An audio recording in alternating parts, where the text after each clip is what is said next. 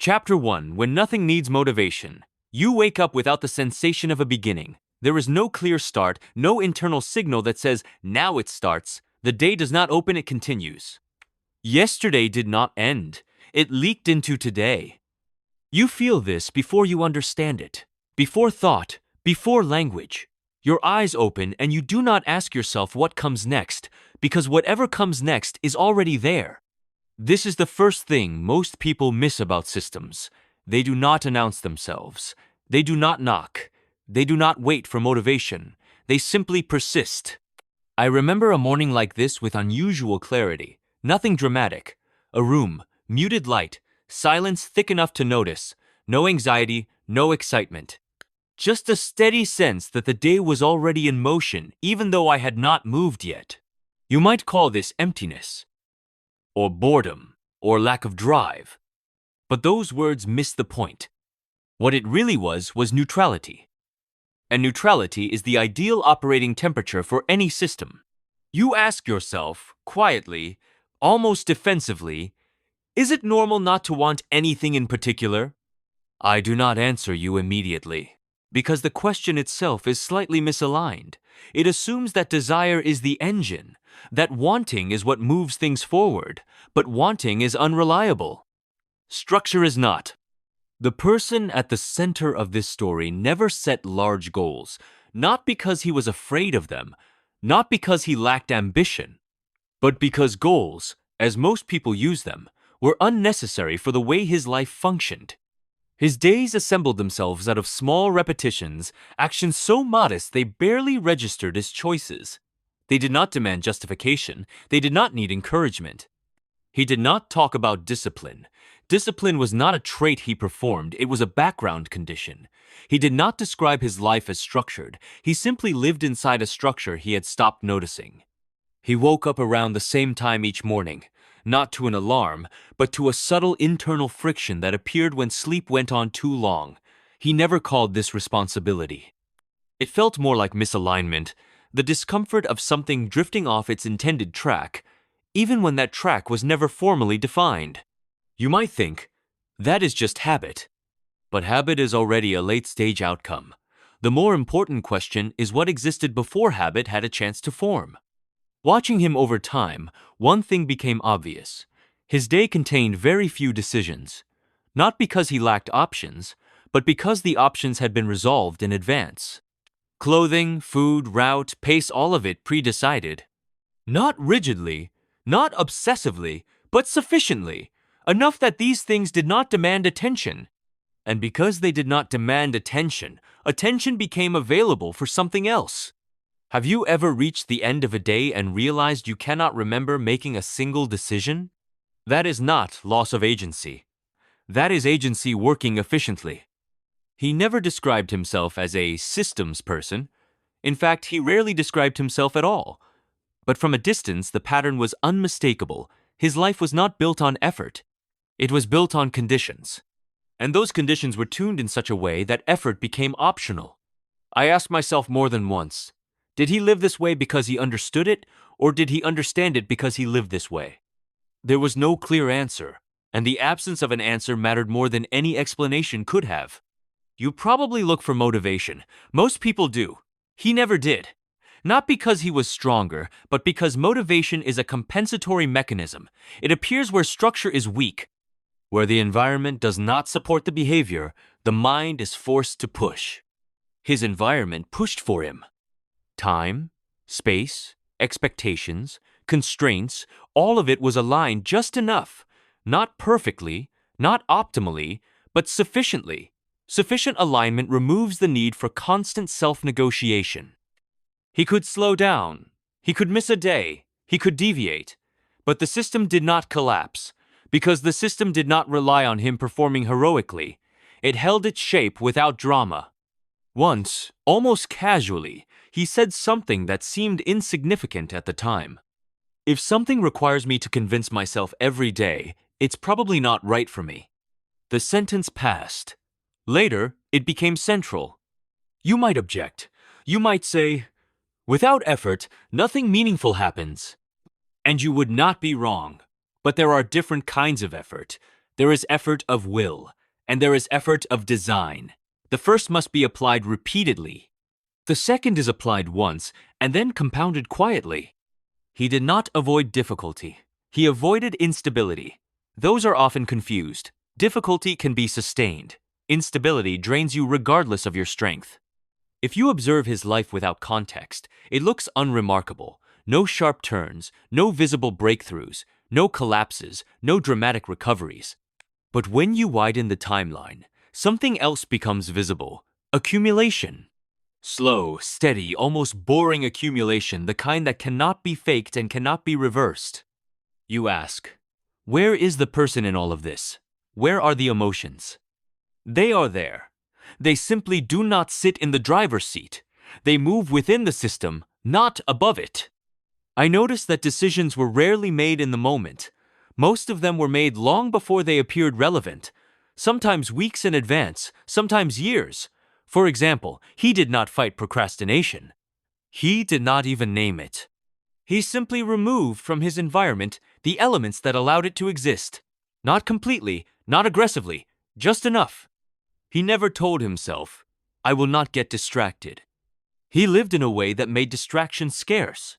This is a critical distinction, not prohibition absence, not control emptiness. You are probably trained to think of growth as forward motion, progress as visible change. But here, there was very little movement. What existed instead was maintenance. He maintained the shape of the day. And that shape, over time, maintained the outcome. At first, it looked like stagnation, even to me. There was a moment when I wondered whether nothing was happening at all. But time is a brutally honest observer. It does not respond to intention. It responds to repetition. He did not analyze every step. Analysis occurred through adjustment. If something began to demand too much attention, it was removed. If something produced results without friction, it was preserved. You might call this cold. But it was not cold, it was economical. An economy is not the absence of care, it is care applied to the right variable. I started to suspect that we overestimate the role of constant awareness. Not awareness in principle, but awareness in execution. Awareness is useful when designing a system. During operation, it creates drag. It introduces decision points where none are needed. He rarely reflected out loud, yet his entire life was reflection stretched across time, not in questions, but in changes. You ask yourself questions. He adjusted conditions. You look for explanations. He observed outcomes. And this is where a third layer emerges. Not I, and not you, but perspective. When you remove the personal narrative, a simple pattern appears. Systems are not built from correct decisions, but from sustainable ones. Not from optimal choices, but from those that can be repeated without resistance. This is not philosophy, it is mechanics. When a system begins to function, the person inside it stops being the hero. He becomes a component. There is no humiliation in this, there is relief. Heroes burn out, components endure.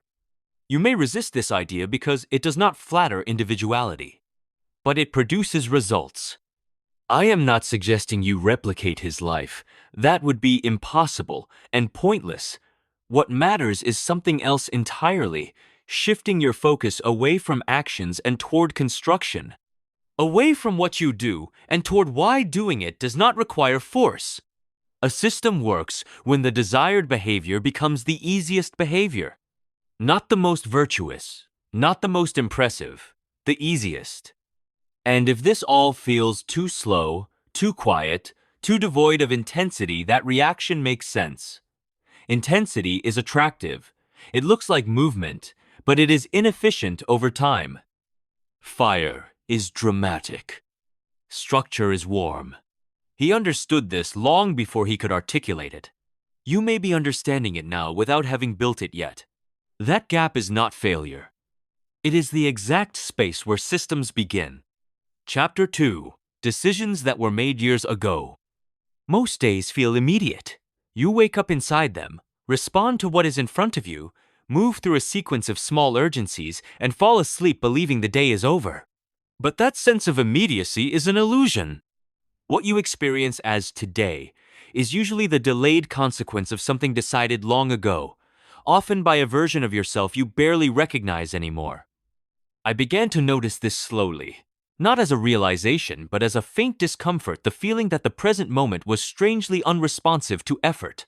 You push, and nothing changes. You hesitate, and something still moves forward. Outcomes appear without announcing their origin. It creates confusion if you assume cause and effect are close together in time. They are not. You probably believe that when you decide something, the decision happens in the moment.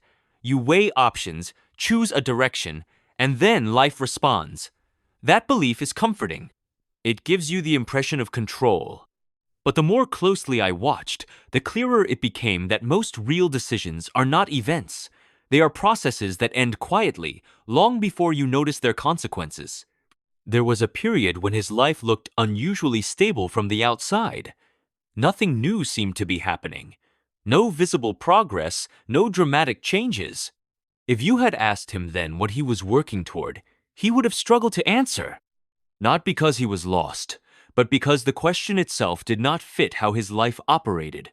He was not aiming at outcomes, he was reinforcing trajectories.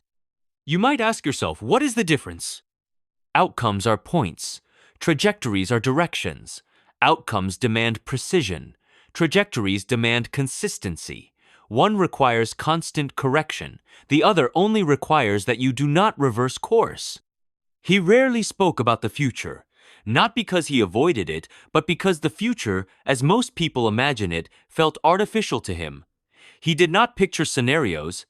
He did not rehearse success or failure. He adjusted present conditions and allowed time to do its work. That patience was not passive, it was structural. I remember noticing how little urgency governed his choices. He did not rush decisions, but more importantly, he did not delay them either.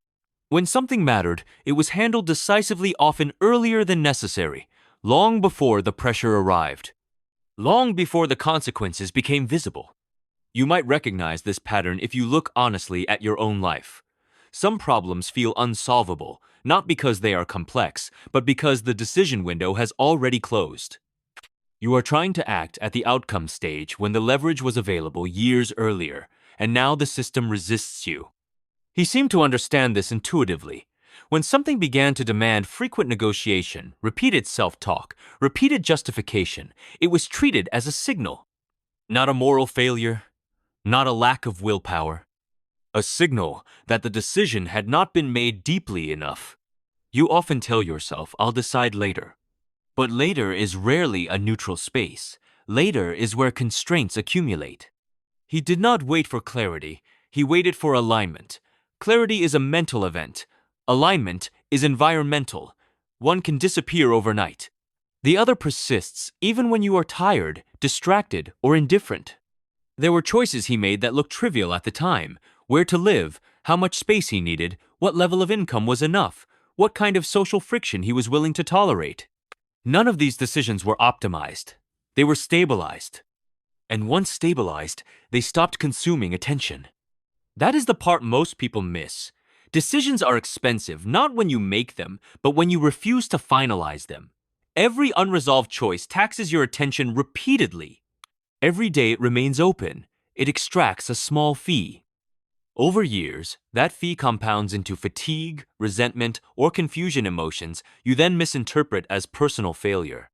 You ask yourself questions like, why does everything feel heavy? Why am I tired even when nothing is wrong? Often the answer is not effort. It is leakage. Energy leaking through decisions that were never closed. His life contained very few open loops, not because he was rigid, but because he respected the cost of indecision. Once he committed structurally. He changed his environment so the decision did not require daily reaffirmation. This is where time becomes an active participant. Time rewards closure. It punishes ambiguity. Not emotionally, mechanically. Closed decisions free cognitive resources. Open ones drain them. Over long enough periods, this difference reshapes a life. There was a moment, years after one such decision, when the benefit finally surfaced. Not as a reward, not as a breakthrough, just as absence of struggle where struggle used to be. No announcement. No internal celebration. Just a quiet realization that something difficult no longer required effort. You might miss these moments entirely if you expect them to feel dramatic. They don't. They feel normal. That is the danger. You forget that normal was once expensive. I asked myself whether he understood at the time of those early decisions what they would produce years later. The honest answer is probably not. But he understood something more important, that certain configurations of life are easier to live inside than others. And ease, sustained over time, is not laziness, it is leverage. You may resist this idea because it undermines the narrative of constant striving. It suggests that many of the struggles you attribute to character are actually design flaws. That is uncomfortable. It removes the drama. It removes the heroism. But it also removes unnecessary suffering. He did not design his life for maximum output. He designed it for minimum friction. Output emerged anyway, slowly, predictably, without fanfare. Think about how often you attempt to fix outcomes directly. You try to be more disciplined, more focused, more motivated. You adjust your behavior without adjusting the conditions that shape it. When it fails, you blame yourself. He never did this. Not because he was kinder to himself, but because self-blame was irrelevant to system performance. When something didn't work, the question was never, "Why can't I do this?" It was, "Why does this require effort at all?" That question changes everything. It shifts attention away from identity and toward structure, away from willpower and toward environment, away from short-term fixes and toward long-term stability. Over time, this way of operating produced a strange effect. His life became increasingly resistant to disruption. Not immune resistant, a missed day did not collapse the system. A bad week did not undo years of alignment. Because the decisions that mattered were not recent, they were already embedded. You might wonder where freedom fits into all of this. It seems, at first glance, restrictive. Pre-decided paths, limited options, reduced spontaneity. But what emerged was not constraint, it was relief. Freedom from constant evaluation. Freedom from internal negotiation. Freedom from the exhausting belief that every moment demands a choice. Choice is not freedom when it is constant. It is noise. Real freedom appeared in the form of unburdened attention. He could think deeply because he did not have to think constantly. He could respond when it mattered because he was not busy managing trivialities. The system absorbed the noise so the person could remain intact. You might start to notice this now, in your own life, as you listen. Certain areas feel heavy not because they are hard, but because they are unresolved. Certain efforts feel draining not because they are demanding, but because they exist inside unstable frameworks. This chapter is not about copying his decisions. That would miss the point. It is about recognizing that the present moment is a delayed signal. What you experience today is evidence of what was decided or avoided long before now. And that realization carries an uncomfortable implication. If you want a different future, the work does not start where the pain is loudest. It starts where the structure is quiet. The decisions that matter most rarely announce themselves as important. They disguise themselves as small preferences, as reasonable compromises, as temporary arrangements. And by the time their consequences become visible, they are no longer decisions. They are facts. He understood this without naming it. You may be beginning to see it now. And that awareness, once it arrives, cannot be undone. It changes how you interpret effort. It changes how you assign responsibility. It changes how you think about time. The present is not asking you to decide. It is showing you what has already been decided. And what comes next will depend less on what you do today and more on what you quietly resolve once and then never debate again. Chapter 3. The Illusion of Choice in a Structured Life. At some point, you begin to notice that what you call choice feels different depending on the day. Some days, even simple decisions feel heavy. What to start with, what to ignore, what deserves attention.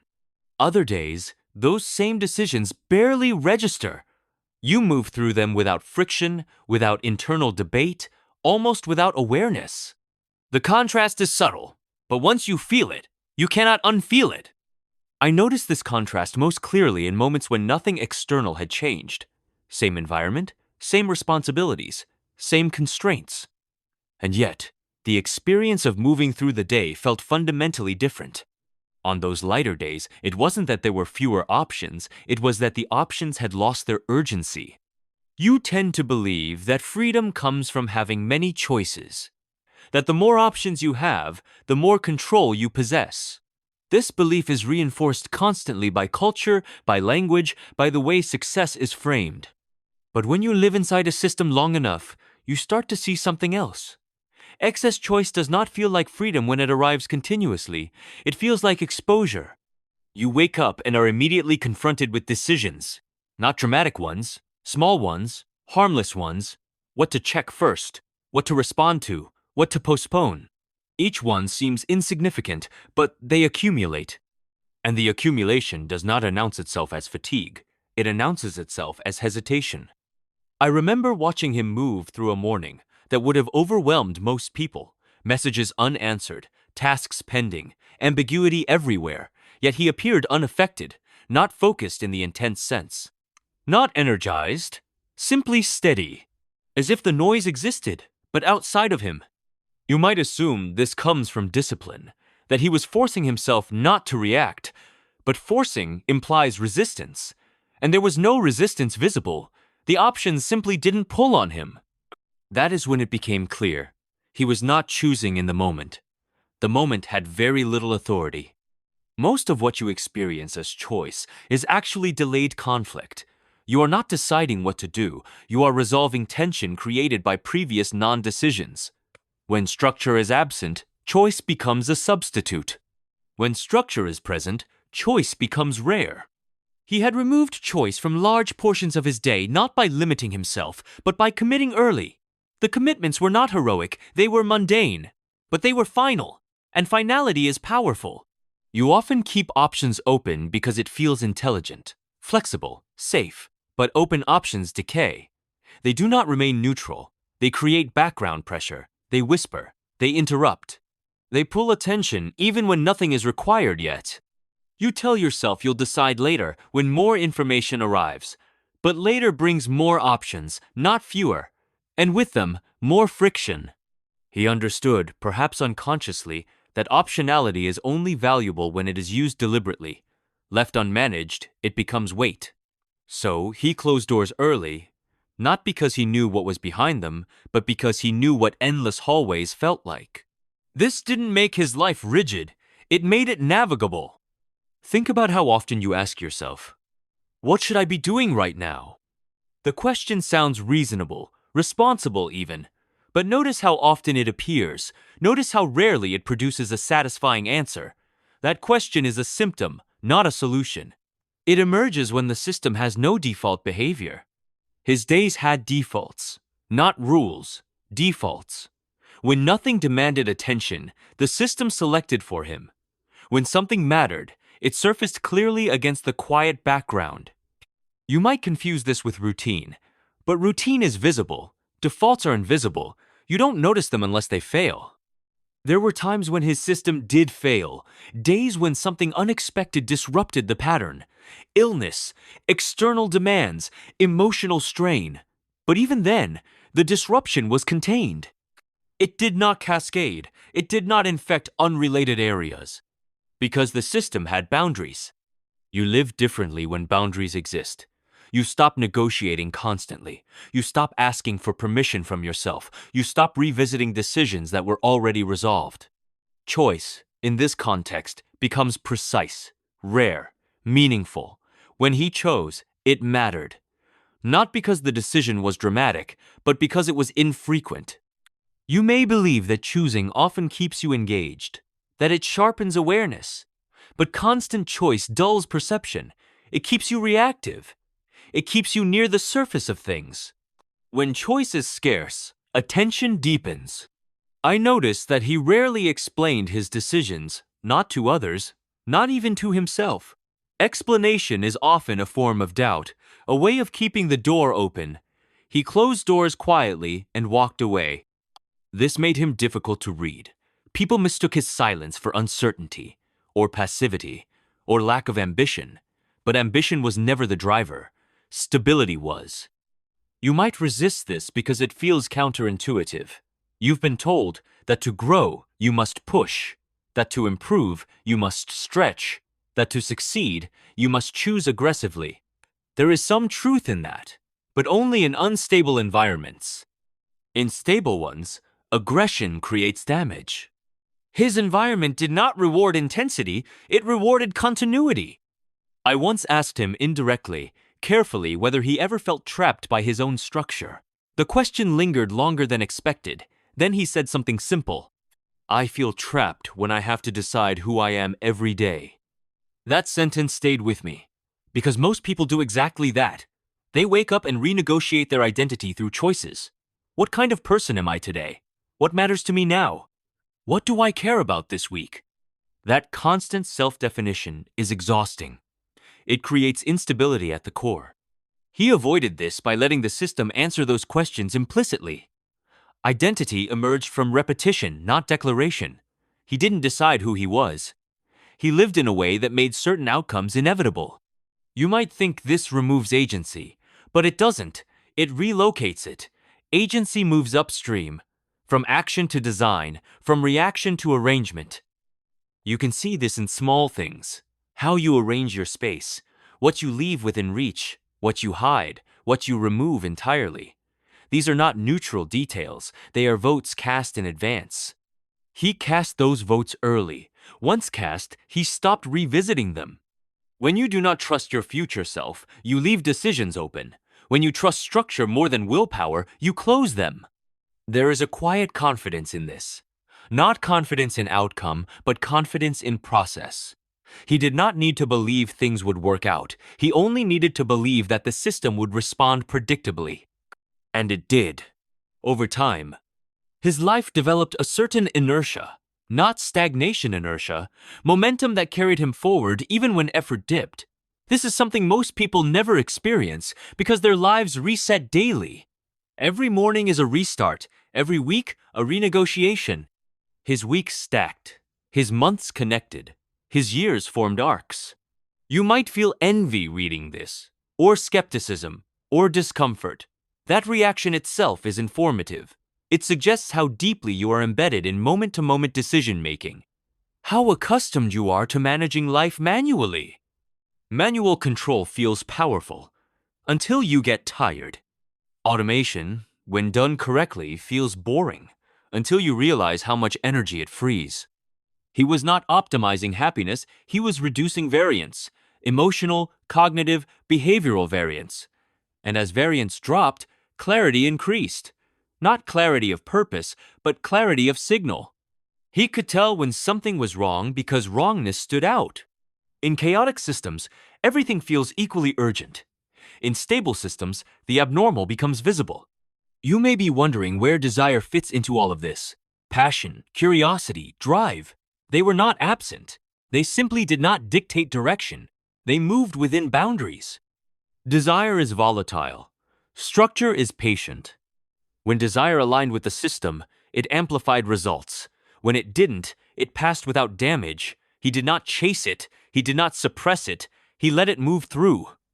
This balance is rare. Most people oscillate. Either they suppress desire entirely, becoming rigid and resentful, or they chase it endlessly, becoming scattered and tired. He did neither. You could say he trusted time more than impulse. As the years passed, this trust compounded. Decisions made long ago continued to pay dividends, not in obvious ways, but in the absence of certain problems he never had to solve, crises he never encountered. You don't notice the problems you avoid. They leave no evidence, but they shape your life just as powerfully as the problems you face. You might be listening now and thinking about your own life, about how often you feel pulled in multiple directions, about how often you revisit the same questions, about how many things remain undecided. That discomfort is not a personal flaw, it is structural feedback. You don't need better answers. You need fewer questions. And fewer questions come from earlier commitments, from decisions that are boring enough to forget, but solid enough to hold. This chapter is not an argument against choice. It is an argument for relocating it, away from the present moment, away from emotional peaks, away from fatigue, toward calmer periods when thinking is clear and consequences are distant. He lived as if the most important choices should be made when nothing was at stake, and because of that, when something finally was at stake, there was very little left to decide. You may not be ready to live that way. Most people aren't. But you might begin to notice the cost of living otherwise, and once you see that cost clearly, the illusion of choice starts to weaken.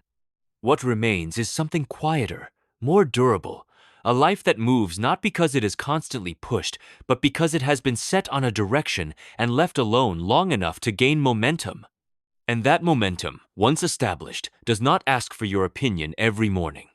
It simply continues. Chapter 4. The Weight of Consistency. There comes a point when progress stops feeling dramatic. No breakthroughs, no visible turning points, just days that resemble each other closely enough to blur at the edges. This is usually where interest fades, where motivation weakens, where people start questioning whether anything is actually happening at all. I remember reaching that point and feeling uneasy about how quiet everything had become. No tension, no urgency, no obvious struggle, and instead of relief, there was suspicion. A sense that something must be wrong. Because for so long, effort had been synonymous with friction. If it didn't hurt, it didn't count. You probably know this feeling. When things stabilize and your first instinct is to disrupt them, to introduce change just to confirm that you are still in control, to shake the structure and see if it responds. That impulse is rarely discussed, but it is common. People are more comfortable managing chaos than maintaining order. Chaos gives immediate feedback. Order delays it. He had warned me about this without ever framing it as advice. He simply described a phase where nothing seemed to move, yet everything was moving underneath. At the time, I didn't understand what he meant. I thought he was romanticizing patience. He wasn't. Consistency has a weight to it, not emotional weight, but temporal weight. It presses forward slowly, almost imperceptibly. You don't feel it day to day. You feel it when you look back and realize that something irreversible has occurred. You expect progress to announce itself, to arrive with clarity, with confirmation. But consistency works in silence. It doesn't convince you while it's happening. It only proves itself later. This creates a problem, because humans are not built to trust processes they cannot feel. You want feedback, you want signals, you want reassurance that your effort is being registered somewhere. When that reassurance doesn't arrive, doubt steps in. I remember asking myself repeatedly, is this still worth doing if nothing seems to change? And each time I asked, the question felt reasonable, responsible even, but over time, I noticed a pattern. The question only appeared when the system was working. When things were chaotic, I never questioned direction. I was too busy reacting. Doubt thrives in stability. He didn't escape this doubt. He simply treated it differently. He didn't argue with it. He didn't seek to eliminate it. He let it exist without allowing it to vote. That distinction matters. Most people let doubt participate in decision-making. They treat it as evidence, as insight. But doubt is not a signal about reality. It is a signal about time horizon. It appears when outcomes are delayed. If you confuse delayed outcomes with wrong direction, you will abandon the very conditions that allow compounding to occur. He stayed because he understood something subtle. Consistency is not about repeating actions, it is about preserving conditions. Actions can vary, conditions must not. You might repeat the same habit for months and see nothing, but what you are actually repeating is not the behavior, it is the environment that behavior operates in, and environments change slowly. Think about how long it takes for a room to feel different after you stop cluttering it. The first few days look the same. Then one day, you realize you can breathe differently inside it. That moment feels sudden. It isn't. He described consistency as protecting the boring parts, protecting them from optimization, from improvement, from interruption, because boredom is often a sign that friction has been removed. You tend to mistake boredom for stagnation, but boredom often means the system no longer needs your constant attention. It is running without supervision. This is where most people interfere. They add complexity, New goals, new metrics, new inputs. They change the rules mid-process because the absence of stimulation feels like decay. You might feel this right now in your own life, a subtle restlessness, a sense that you should be doing more, even if nothing is wrong. That impulse does not come from necessity, it comes from identity. If you identify as someone who struggles, peace feels unfamiliar. If you identify as someone who pushes, maintenance feels lazy. He had detached identity from effort. He did not need to feel busy to feel valuable. That separation is rare and difficult because it removes a common source of self-justification. When you are constantly exerting effort, you don't need results to validate you. Effort itself becomes the proof. But when effort decreases, results are the only remaining evidence. And results lag. This delay is what makes consistency heavy. It demands faith without spectacle, trust without applause. I remember watching him during a period where nothing new happened externally. Same routines, same outputs, same pace. People around him assumed he had plateaued. Some lost interest. Some moved on. He didn't react. Not because he was indifferent, but because he was anchored somewhere else. His reference point was internal continuity, not external validation. You might ask yourself, how do I know when to persist and when to change? It's a fair question, but most people ask it too often. They treat it as a daily inquiry. That alone destabilizes everything. He answered it once, early, and then stopped asking. His criterion was simple. As long as the system reduces future decision-making, it stays. When it increases it, it goes. Consistency for him was not about stubbornness. It was about reducing cognitive load over time. Each maintained habit, each preserved structure, removed future negotiation. That removal is subtle but cumulative. After a while, entire categories of internal debate disappear. You don't argue with yourself anymore. You don't need motivation. You don't need reminders. The system carries you. This is when consistency stops feeling like effort and starts feeling like gravity. But gravity is invisible. You only notice it when you try to move against it. There were moments when external events pushed him off balance. Unexpected demands, emotional shocks, disruptions that would have derailed others. And yet, recovery was quick. Not because he was resilient in the heroic sense, but because there was something to return to. Consistency creates a baseline. Without a baseline, every disruption becomes a crisis. With one, disruption is temporary. You probably underestimate how much energy you spend rebuilding your baseline every week. Re-establishing routines, recentering priorities, refinding focus. That rebuilding feels productive, but it is not forward motion. It is maintenance you never finished. He finished it once. After that, the work was lighter. Not easier, but lighter, because the structure absorbed part of the load. I asked him once if he ever worried about missing opportunities by staying consistent. He paused, then said, "Opportunities that require you to abandon your base are usually liabilities." That statement felt harsh at first, but over time, it proved accurate. Most distractions disguise themselves as opportunities. They offer novelty, not leverage. Consistency filters them out automatically. If something does not fit the system, it is ignored without drama. You don't need discipline to say no when your structure says it for you. This is the part people rarely understand. They admire consistency as if it were a personality trait, as if some people are simply built differently. They are not. They just paid the cost early. The cost is monotony without reward, effort without recognition, movement without visible progress. Most quit there. Not because they are weak, but because no one prepared them for the silence. If someone had told you that progress would feel boring, uncertain, and repetitive for longer than expected, you might have interpreted those sensations differently. You might have seen them as signs of alignment rather than warning signals. He did. And because of that, time started working for him instead of against him. Years later, people asked how he stayed consistent, how he maintained direction, how he avoided burnout. He never answered directly, because the answer would have sounded disappointing, uninspiring, almost dismissive. He didn't stay consistent because he was strong. He stayed consistent because he removed reasons to quit. That is the real weight of consistency. Not the effort required to maintain it, but the patience required to let it do its work without interference. Most people never experience what happens after that patience pays off, not because it is rare, but because it takes longer than their tolerance for uncertainty. If you are still listening, still paying attention, it suggests something. It suggests that you are beginning to sense the cost of constant change, and perhaps the quiet power of staying still long enough for something irreversible to form. Consistency does not feel like progress, until suddenly it is undeniable. Chapter 5: The Environment You Forgot You Built. There is a moment when you realize that effort is no longer the main factor.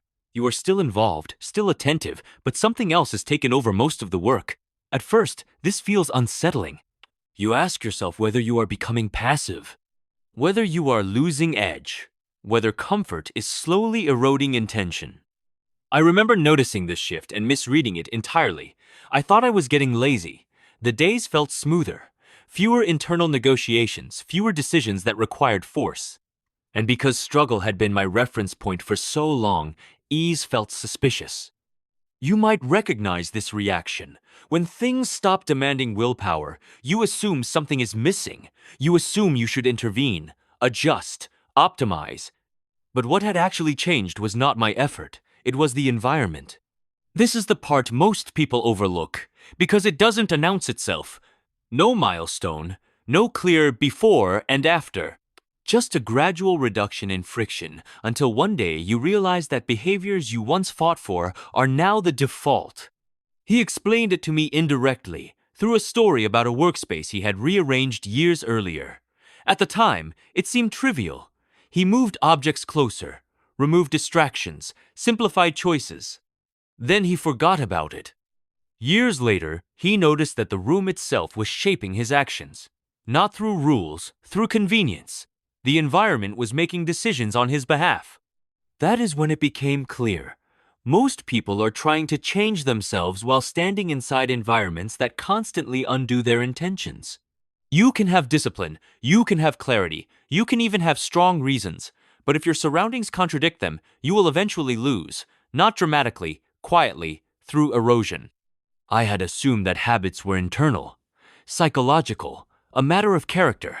That belief made failure feel personal.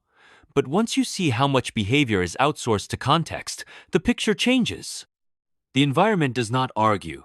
It does not negotiate. It simply applies pressure in one direction every day.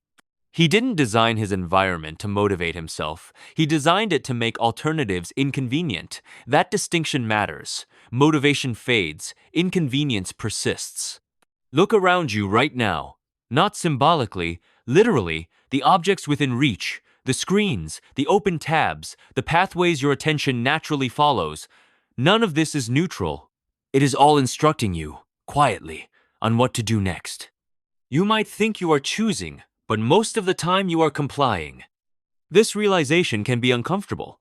It suggests that autonomy is thinner than you assumed, that your decisions are less heroic and more habitual, but it also offers leverage. If behavior follows environment, then changing the environment changes behavior without requiring constant effort. He applied this principle everywhere, though never obsessively. His goal was not control, it was alignment. He wanted his surroundings to reinforce decisions he had already made, not challenge them. Once that alignment was in place, the need for discipline decreased. Not disappeared, decreased. Which is significant, because discipline is expensive, it consumes attention, it creates fatigue. Environments are cheap. They work continuously without supervision. I remember resisting this idea at first. It felt like cheating, like avoiding responsibility, as if relying on structure somehow diminished the virtue of effort. But that belief came from a misunderstanding. The responsibility was not removed. It was relocated. Instead of forcing himself every day, he invested effort up front, where it compounded. You either pay daily with willpower or you pay once with design. Most people choose the daily payment because it feels active, noble, visible, but it is the more expensive option.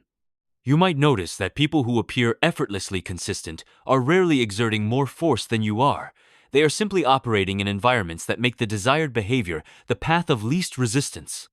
This is why copying habits often fails. You see the behavior, but not the context that enables it. You replicate the action without replicating the conditions.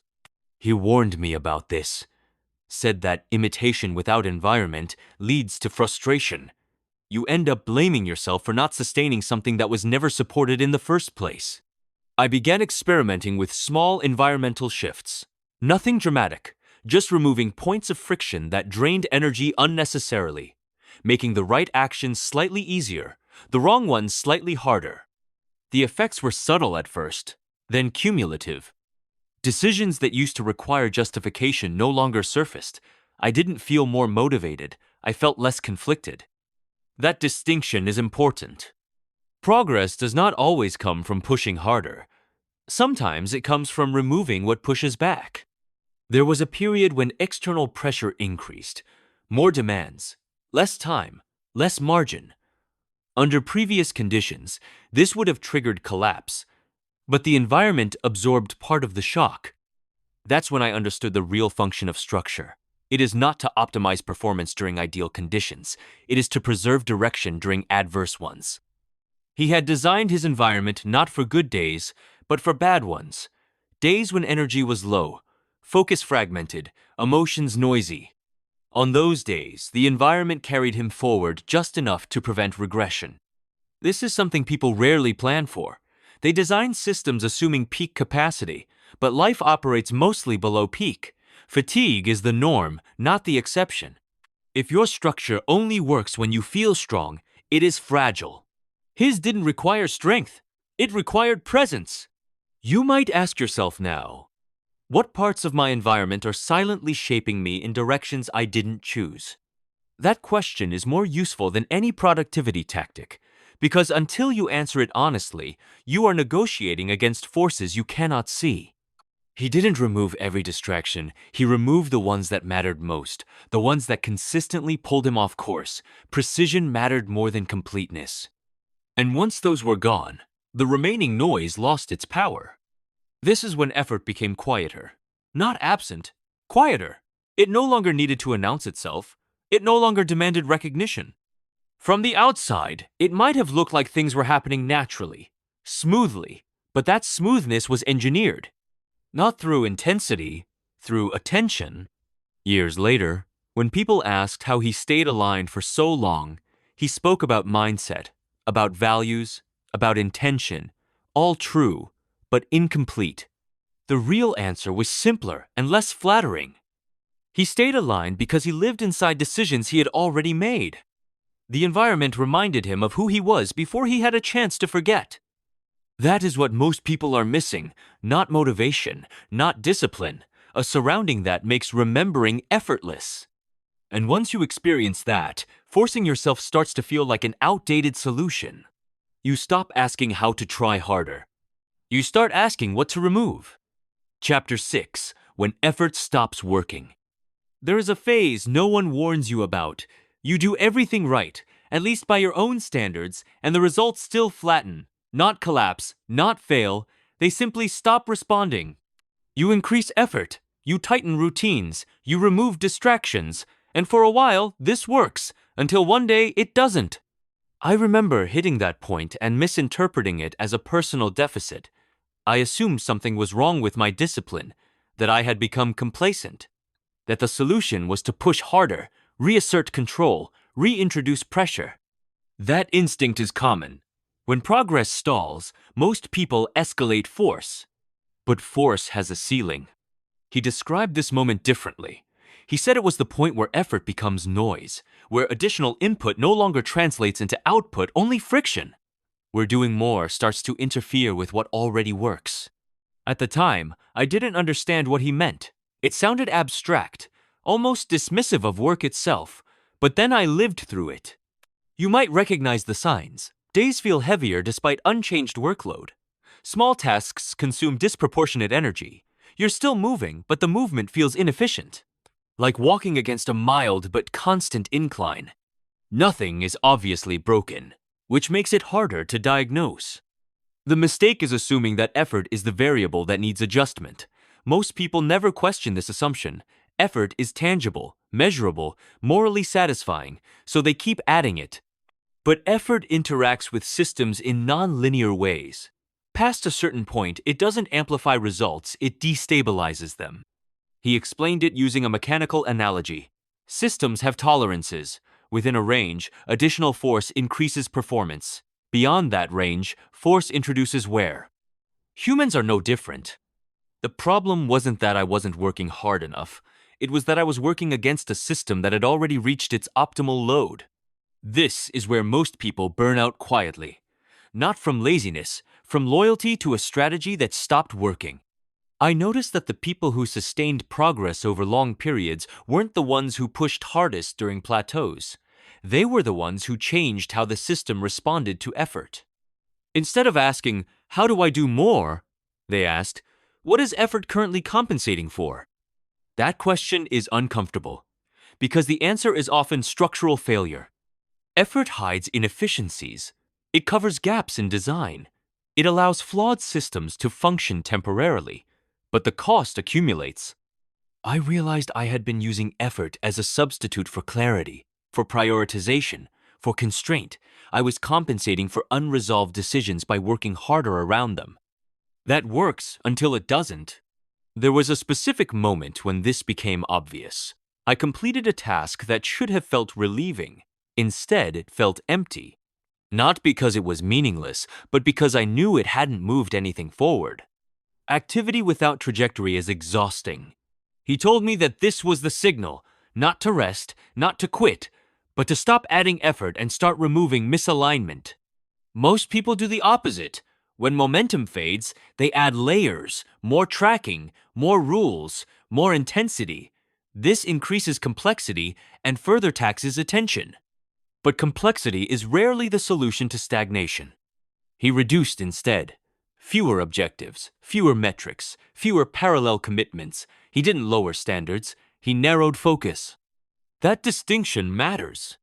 Lowering standards leads to drift. Narrowing focus restores force. Once he did that, effort regained its effectiveness, not because he worked more, but because each unit of effort had somewhere to go. I tested this reluctantly. I expected loss, regression. Instead, I felt relief. Not emotional relief, cognitive relief, fewer open loops, fewer competing directions, less background tension. And suddenly, effort felt lighter. Not easier, lighter. This is when I understood that effort is not the engine, it is the transmission. Without alignment, it grinds. With alignment, it transfers power cleanly. You can't brute force misalignment. This challenges a deeply ingrained belief that persistence is always virtuous, that stopping or simplifying is weakness. That pressure is proof of seriousness. But long-term systems don't reward heroics, they reward calibration. He said something that stayed with me. Most breakdowns don't happen because people give up. They happen because people refuse to stop doing what no longer works. That refusal is often framed as resilience, but it's just inertia. The hardest adjustment is not increasing effort. It's withdrawing it from places where it has become ineffective. That feels like loss, like retreat, especially when identity is tied to how hard you try. I noticed how often people confuse effort with progress because effort is visible. Progress, especially in systems, is delayed. So when results pause, effort becomes the only signal they can control. They turn it up to reassure themselves. But reassurance is not resolution. He didn't romanticize this phase. He acknowledged that it feels disorienting. When effort stops working, your primary lever disappears. You're forced to engage with structure, sequence, and trade-offs. You can't muscle your way through those. This is also where many people quit not because they failed, but because the game changed and they didn't. Effort is an early-stage strategy, necessary, powerful, but insufficient for endurance. At some point, progress becomes a matter of subtraction, not addition. That shift is subtle. There is no announcement, no external validation, just a quiet decision to stop forcing outcomes that require redesign instead. When that happens, work regains meaning. Not because it's lighter, but because it's honest. You're no longer pretending that effort alone can solve structural problems. You're working with the system, not against it. And that changes everything that follows. Chapter 7. The Hidden Cost of Consistency. Consistency is praised because it is visible, it is measurable, it fits neatly into spreadsheets and habit trackers. It looks like progress. It gives you something to point to, something you can show yourself at the end of the day and say, I did it again. It becomes proof that you are not drifting, that you are not failing. But there is a hidden cost to consistency, one that most people never discuss because it is not dramatic enough to be interesting. It is quiet. It is gradual. It is the slow depletion of novelty, the gradual flattening of experience, the narrowing of what you allow yourself to feel. When you are consistent for a long time, you begin to confuse stability with meaning. I noticed this in myself and in him, not because we stopped being consistent, but because we became too consistent, not in a disciplined way, in a rigid way. Not because the routine was bad, but because the routine became the point. The structure became the goal. The daily repetition became the identity. You can be consistent without being alive. You can repeat the same actions for years and still feel like you are moving nowhere. You can have perfect metrics and still feel like something is missing. You can have a system that functions like a machine, and yet the person inside it feels increasingly hollow. Consistency, like any tool, has a purpose. It is meant to create a stable path, not to erase all deviation. When it becomes a substitute for meaning, it turns into a cage. He did not enter this cage intentionally. It happened the way most things happen, through gradual adaptation.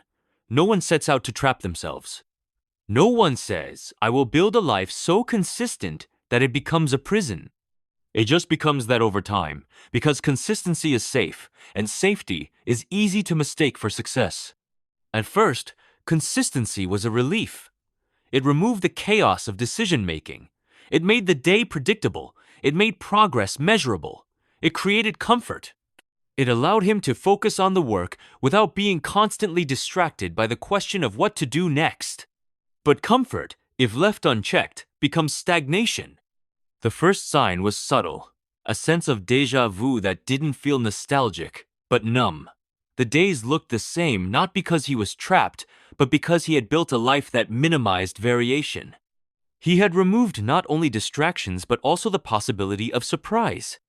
This is the part people miss. Systems are designed to reduce friction, but friction is also how you feel reality. It is how you recognize growth. Without friction, everything becomes flat. You can't measure the cost of a life that feels flat until you are already inside it. You only notice it when you realize you are not looking forward to anything, not because you are depressed, but because your system has removed the possibility of being surprised.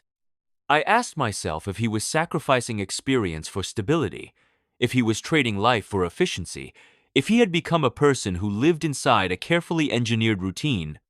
He might have been, but he was not unhappy. That was the confusing part. His satisfaction didn't come from excitement, it came from coherence, from a sense that his actions matched his intentions, from the absence of internal conflict, from the fact that he didn't feel torn between what he should do and what he wanted to do because those two things had become aligned. That is a form of happiness many people overlook because it doesn't look like joy, it doesn't look like passion, it doesn't look like a story worth telling. It looks like a life that works. But still, there was a cost. He began to feel a subtle pressure to keep things the same, not out of fear of change, but out of fear of losing the system he had built. The system had become his identity, the structure had become the point. And this is where the third-person perspective matters, even if it is not spoken. You can see, from outside, that consistency can become a defense mechanism. It can be a way to avoid confronting the fact that the system was built around a particular version of yourself, a version that might no longer be accurate. People do not change all at once. They change slowly. Their priorities shift, their values evolve, their tastes adjust, their energy changes. And if the system does not adapt with them, it becomes an outdated scaffold. I noticed how he responded when something disrupted the routine. He didn't panic, he didn't overreact, but there was a visible hesitation, a pause that suggested the system had been interrupted. It was not the interruption itself that mattered. It was the reaction. The pause was not weakness, it was evidence of reliance. And reliance is not the same as freedom. You might think, isn't the point to reduce reliance on willpower? Yes, but you also want to avoid replacing one dependence with another, replacing the need to push yourself with the need to preserve a routine. This is the hidden cost of consistency. You stop adapting because you become afraid that adaptation will break the system. He began to realize that consistency was only valuable when it served a purpose beyond itself, when it was a tool, not a rule. So he introduced controlled variation, not chaos, not spontaneity for its own sake, variation with boundaries. He allowed himself to change the environment occasionally, to take a different route, to work at different times, to engage with new inputs, to read something that didn't fit the usual pattern, to meet someone who challenged his assumptions, to test a new approach to the same problem. The goal wasn't novelty, it was resilience. Systems that cannot adapt break. Systems that adapt too much lose coherence. The trick is to design for both. You can feel this tension in your own life. The moment you recognize that your routine is no longer serving you is also the moment you risk losing the routine entirely. That's why many people never change. They are afraid of losing what works, even if it no longer fits. He didn't abandon consistency. He evolved it. He made consistency less rigid and more intentional. He stopped following the routine because it was familiar and started following it because it was aligned. This is a critical distinction. Familiarity is not alignment. Alignment is not always familiar. I asked myself if I had been confusing the two. The answer was yes, and that realization was uncomfortable because it suggested that some of my good habits were not actually good. They were just comfortable. That is why systems thinking is not just about creating routines. It is about periodically reassessing them. It is about asking whether the system still matches the person inside it. Because people change, even if they change slowly, even if the change is invisible day to day. Over time, the system can become a fossil, a structure that once fit but no longer does. And you may continue living inside it, mistaking the stability for success.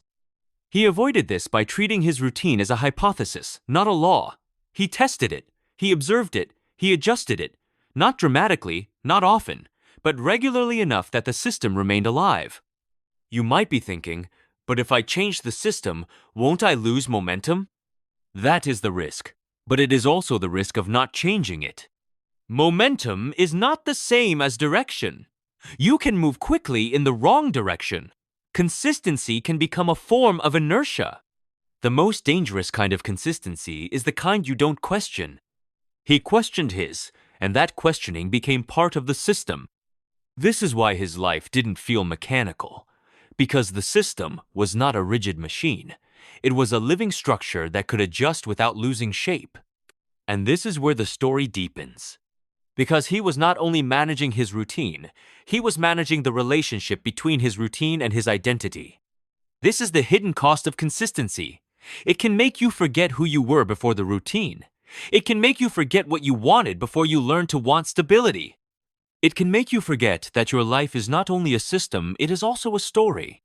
He didn't want to lose the story, so he kept the system flexible enough to allow new chapters. This is what you can do too. You can keep your structure, you can keep your discipline, but you must also keep space for evolution. Not because change is always good, but because stagnation is a silent failure.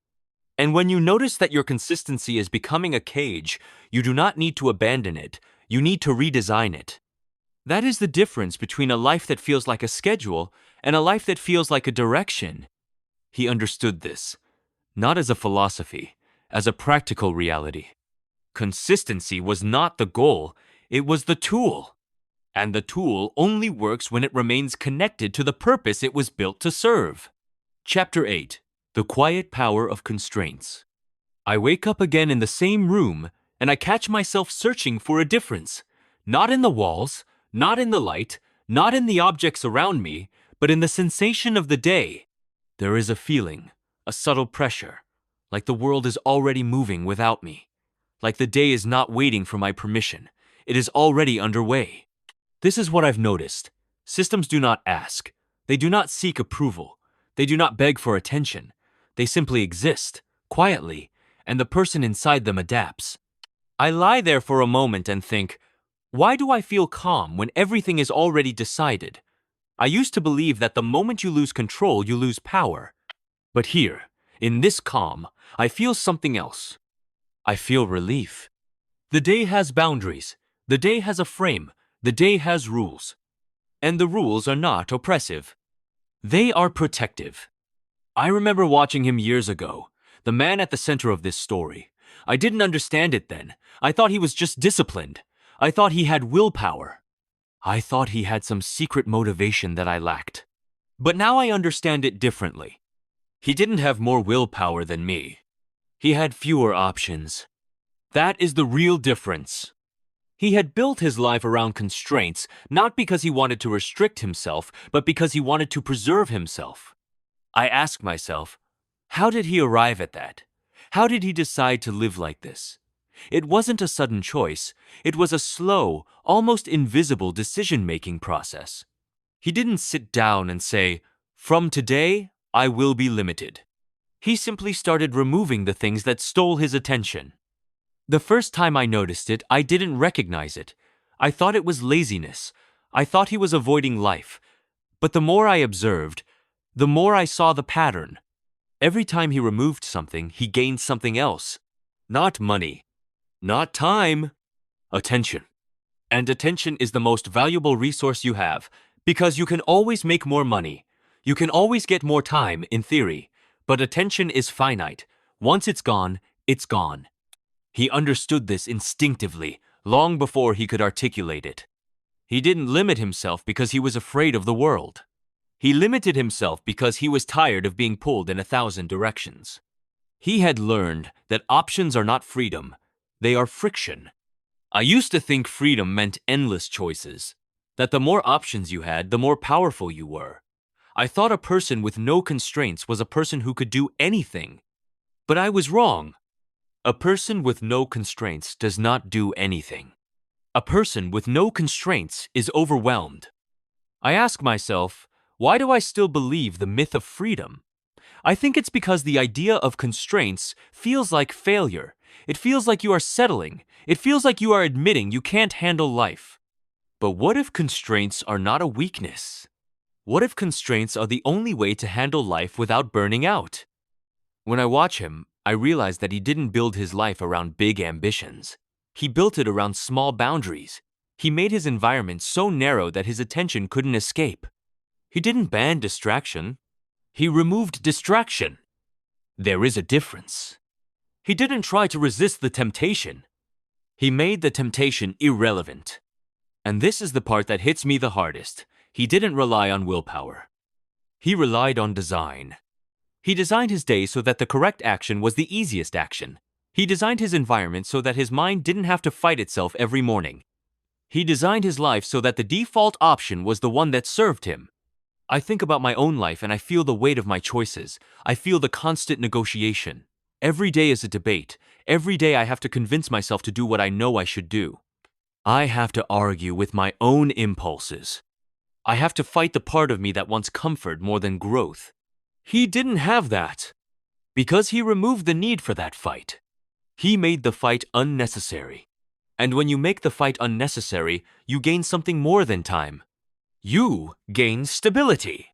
Stability is not exciting. Stability is not dramatic. Stability does not make good stories.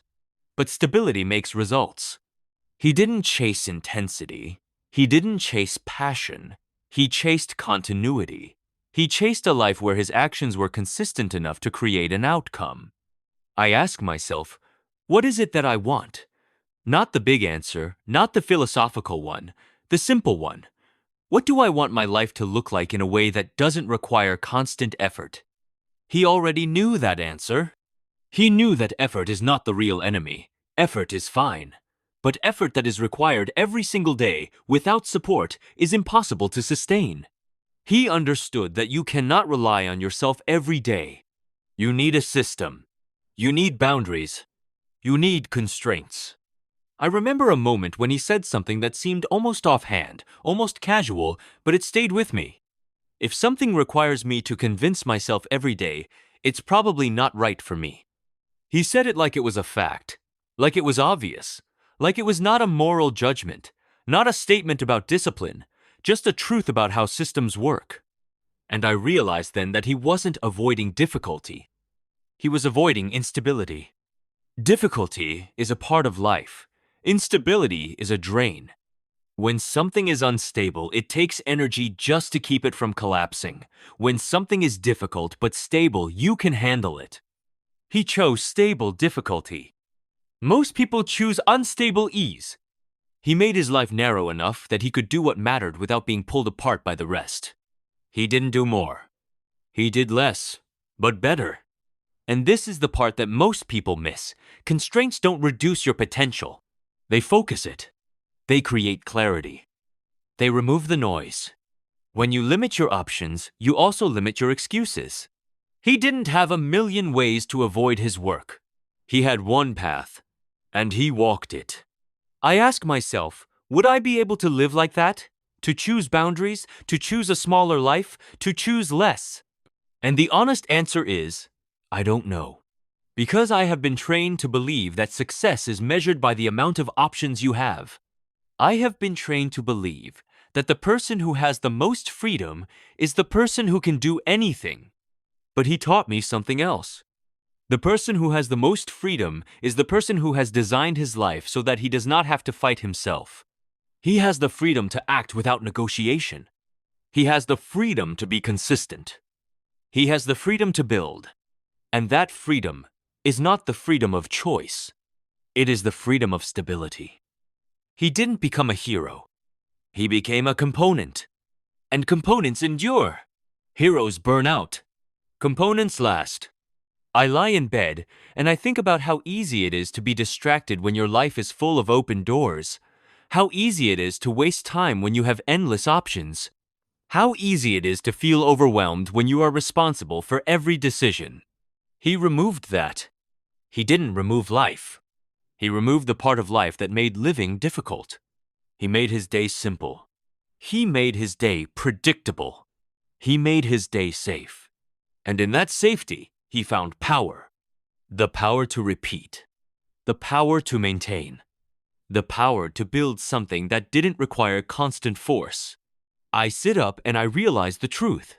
Constraints are not the opposite of freedom. Constraints are the foundation of it. When you build the right walls, you don't feel trapped. You feel protected. You feel calm. You feel like you can finally breathe.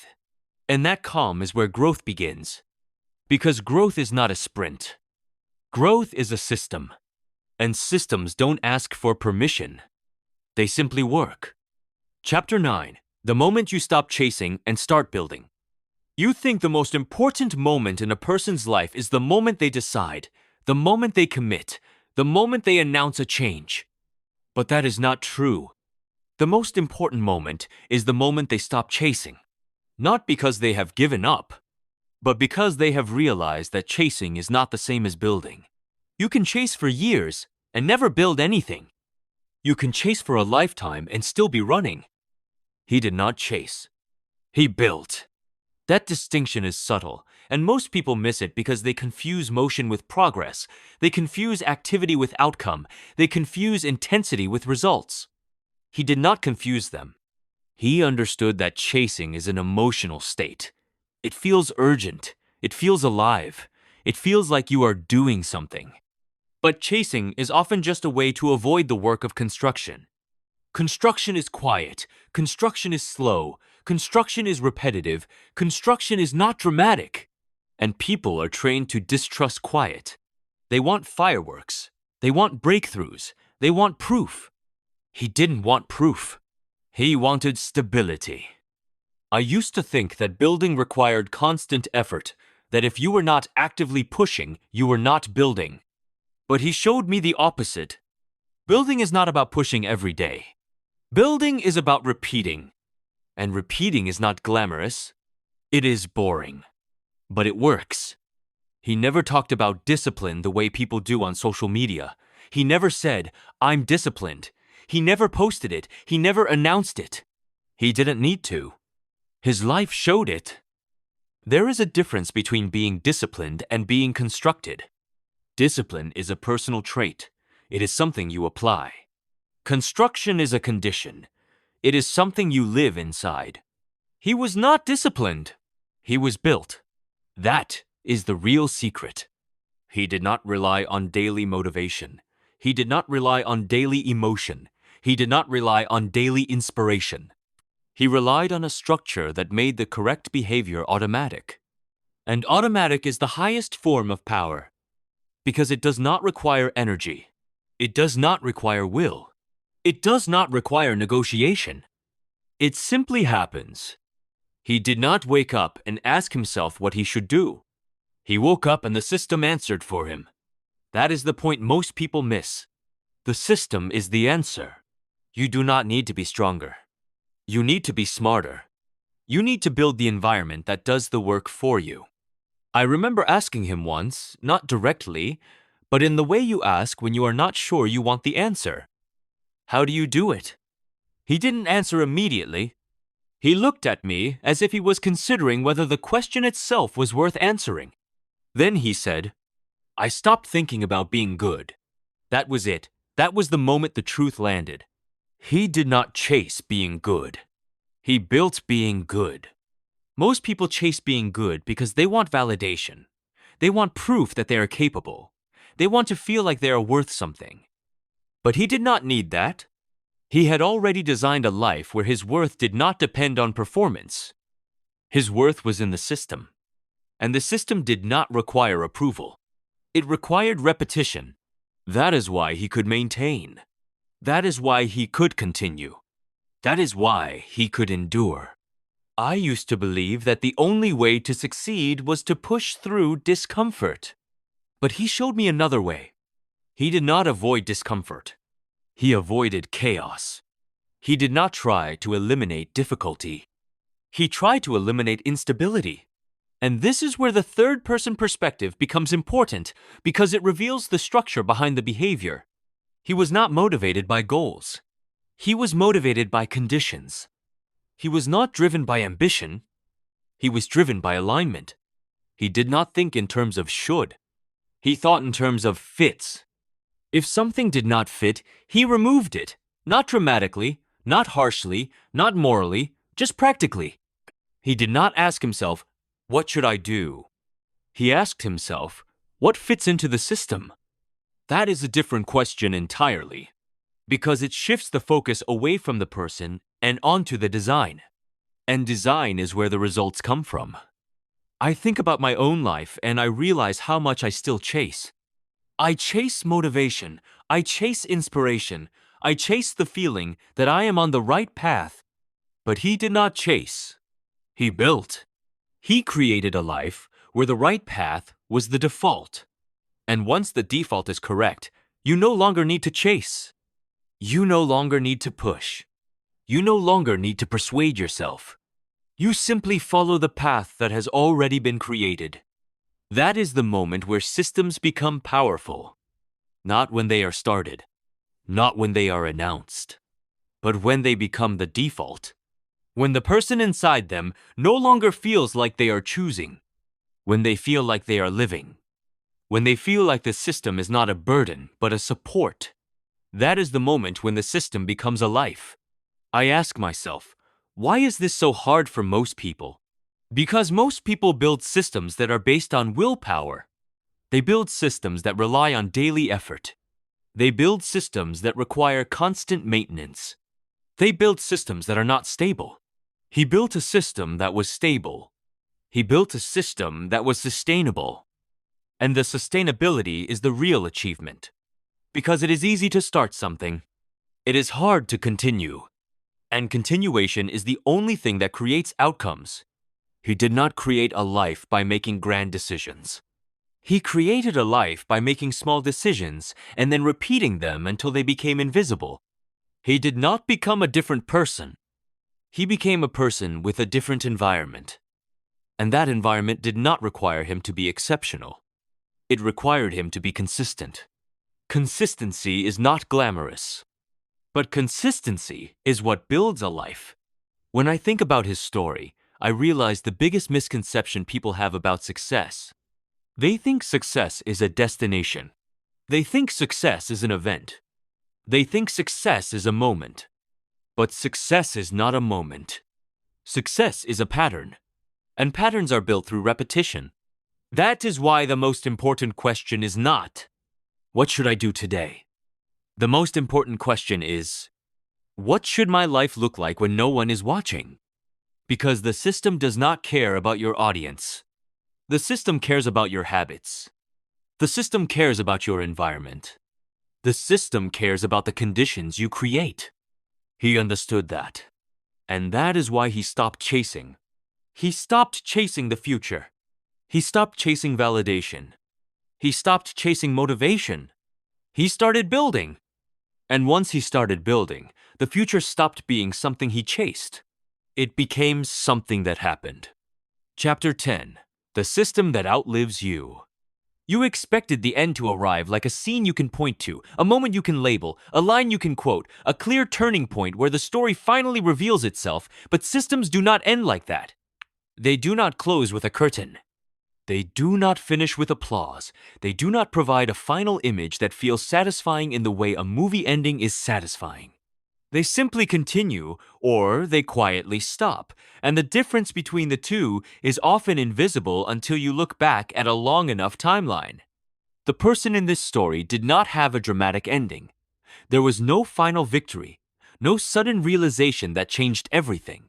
No moment where he said, "Now I understand," and the world rearranged itself around him. He did not experience a dramatic collapse either. No breakdown, no crash, no spiral. There was no before and after that anyone could clearly mark. There was only the slow continuation of a life built from small decisions made long before anyone noticed, and that is the point. Systems are not defined by the moment they begin, but by the way they persist through ordinary days when no one is paying attention. He did not wake up one morning and decide to build a legacy. He did not sit at a desk and write a plan for a life that would outlive him. He did not think about what would happen after he was gone. He simply wanted his life to run, and he wanted his days to hold their shape. He wanted the same quiet continuity he had once mistaken for emptiness, the same steady flow that made him feel like he was living inside a machine that was already running. And he only later realized that this was not emptiness at all, but stability. Stability is not dramatic, but it is powerful, and it is what most people mistake for boredom. At first, he believed structure was the goal.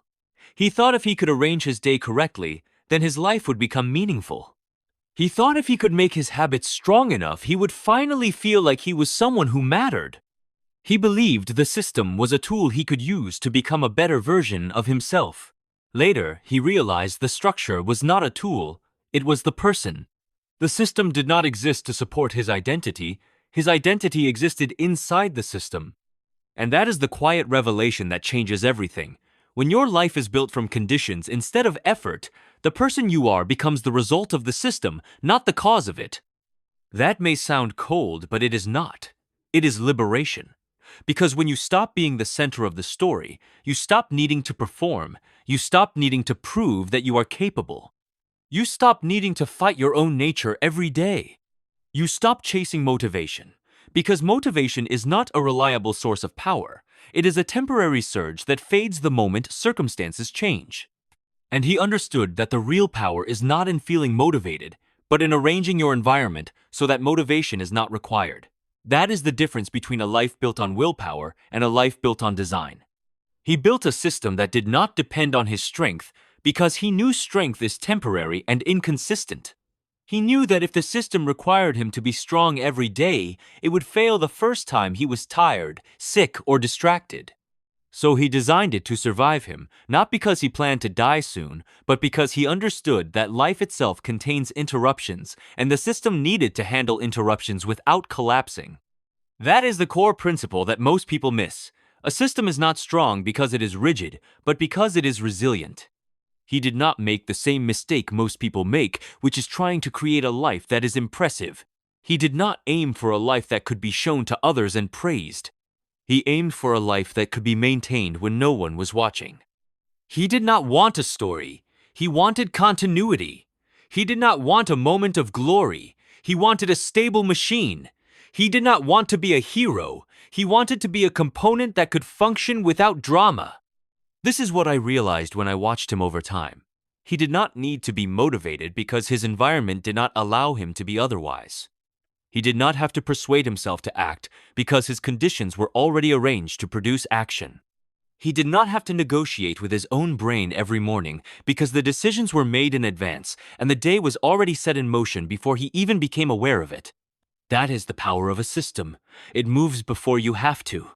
You might think that this means he was passive, that he simply let life happen, that he did not make choices, but that is not true. He made choices all the time, but he made them long before they mattered. He made them at the level of structure, not at the level of moments. He did not choose what to do every hour. He chose what his life would allow him to do every hour. He chose the constraints that would prevent him from making bad decisions. He chose the environment that would guide him toward the right ones. And because he did not waste energy on daily decision-making, he saved his energy for the few moments where it mattered most. I remember him saying something that sounded simple at the time, but later revealed itself as a central truth. If I have to convince myself every day it's not a system, it's a struggle. That sentence is easy to say, but hard to live. Most people accept struggle as normal because they believe it is proof of effort. They believe that if they are not fighting, they are not progressing. But struggle is not the same as progress. Struggle is a sign of instability. A system is what removes the need for struggle. And this is where the difference between effort and design becomes critical. Effort is something you apply repeatedly, like pushing a heavy object across a floor. It requires constant force. Design is something you apply once, like building a ramp that makes the heavy object roll by itself. The ramp is not dramatic, it is not inspiring, but it is effective. And in the long run, it is the only thing that matters. He did not avoid difficulty. He did not avoid hard work. He avoided instability. And those are not the same thing. Difficulty can be sustained. Difficulty can be managed. Difficulty can be endured. Instability, however, drains you because it forces you to constantly adjust, constantly decide, constantly negotiate with yourself. It keeps you in a state of low-level stress. It makes life feel heavy. He knew that the most exhausting thing is not the work itself, but the uncertainty of what to do next. So he built certainty into his life.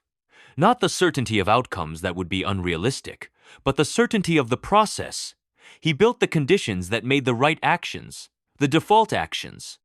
He did not need to convince himself to exercise because his life was arranged in a way that made not exercising feel uncomfortable. He did not need to convince himself to work because his day was structured around work. He did not need to convince himself to eat well because he removed the options that made eating poorly easy. He did not ban temptation. He removed the convenience of it. And that is the difference between someone who is disciplined and someone who is free. Discipline is effort. Freedom is design. You may think this is too practical, too engineering, too cold for human life. But human life is built from conditions. Your mood is influenced by your environment. Your focus is influenced by your surroundings. Your habits are influenced by your routines. Your decisions are influenced by your constraints. And if you ignore this, you are pretending that your mind exists in a vacuum, when in reality it is constantly shaped by external factors. He understood this. He didn't just think about it, he lived it. And because he lived it, he did not need to constantly monitor himself. He did not need to constantly reflect, constantly analyze, constantly adjust. The system adjusted itself. It was not perfect, but it was self-correcting. When something began to cause friction, he removed it. When something began to support him, he preserved it. He did not treat life like a constant battle. He treated it like a process. That is why his life looked boring to many people. Because it was not built for spectacle. It was built for endurance. And endurance is the only true measure of a system. A system that cannot endure is not a system at all. It is a temporary effort. It is a performance. It is a story that ends when the audience stops watching. His life did not end when the audience stopped watching. His life continued when no one was paying attention. That is the real difference. When you look at his life from the outside, you might think, nothing happened. But the truth is that everything happened, just not in the way most people expect. Not in moments, in layers. In the way his days remained consistent even when he was not thinking about them, in the way his habits did not demand motivation, in the way his environment supported him without asking, in the way his system quietly corrected itself. He was not a character in a story. He was a condition in a system. And conditions can continue long after the person is gone. This is the most uncomfortable truth for people who want their lives to be dramatic, because it means the story is not about you. It means the story is about the structure. It means the life you live tomorrow will not depend on how inspired you feel today, but on what you have built into your world. It means that if you want a life that lasts, you must stop focusing on feelings and start focusing on design. You may not realize it yet, but this is what you are building every day. Not your identity, not your image, not your future. You are building a system, and the question is not whether you are capable. The question is whether you are designing wisely. Because the system you build today is the life you will live tomorrow, and the life you live tomorrow is the only thing that matters. So stop chasing. Start building. Not for motivation, not for recognition, not for drama, but for continuation, for stability, for the quiet proof that your life can run, even when you are not pushing, even when you are not watching, even when no one is applauding. That is the true power of human systems. They do not end with a climax. They end with a continuation. They end with a life that keeps going. And that is the only ending that matters. Thank you for listening to the end. Please share your opinion in the comments.